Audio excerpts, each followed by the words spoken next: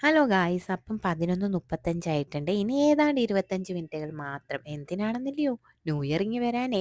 ഞങ്ങളാണെങ്കിൽ ചുമ്മാ അതൊന്ന് കറങ്ങാനായിട്ട് ഇറങ്ങിയതാ. ന്യൂ ഇയർ നമുക്കങ്ങ് കാറിൽ ആഘോഷിച്ചേക്കാന്ന് വിചാരിച്ച് അങ്ങനെ വഴിയിലൂടെ തെണ്ടിത്തിരിഞ്ഞ് ഇങ്ങനെ നടക്കുമ്പോഴാണ് ഒരു ചെറിയൊരു ആൾക്കൂട്ടത്തെ കണ്ടത്.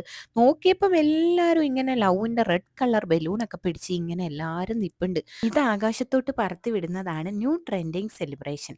അതായത് ന്യൂ ജനറേഷൻ സെലിബ്രേഷൻ എന്നൊക്കെ പറയാം. ഇത് കാണാൻ നല്ല ഭംഗിയായിരുന്നു. അങ്ങനെ നമ്മുടെ ന്യൂ ഇയർ ഇങ്ങ് വന്നു, പടക്കങ്ങളൊക്കെ പൊട്ടുന്നുണ്ട്, കണ്ടോ. അപ്പോൾ അടിപൊളിയായിരുന്നു. അന്നേരം എല്ലാവർക്കും എൻ്റെ വക ആദ്യം തന്നെ ഒരു ഹാപ്പി ന്യൂ ഇയർ. പിന്നെ ഞങ്ങൾ കാറിലിരുന്ന് തമ്മിൽ തമ്മിൽ അങ്ങോട്ടും ഇങ്ങോട്ടും ന്യൂ ഇയർ ഒക്കെ വിഷസ് അറിയിച്ചു.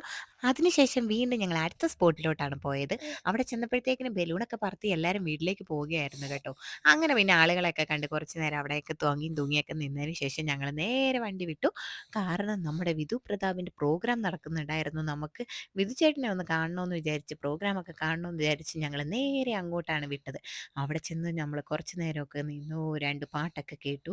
എൻ്റെ വിശദമായിട്ട് എൻ്റെ യൂട്യൂബ് ചാനൽ കൊടുത്തിട്ടുണ്ട്, എല്ലാവരും ഒന്ന് കയറി കാണുക. നമ്മുടെ വിധുചേട്ടൻ്റെ പാട്ടും ഞാൻ അതിലൂടെ കാണിക്കുന്നുണ്ട്.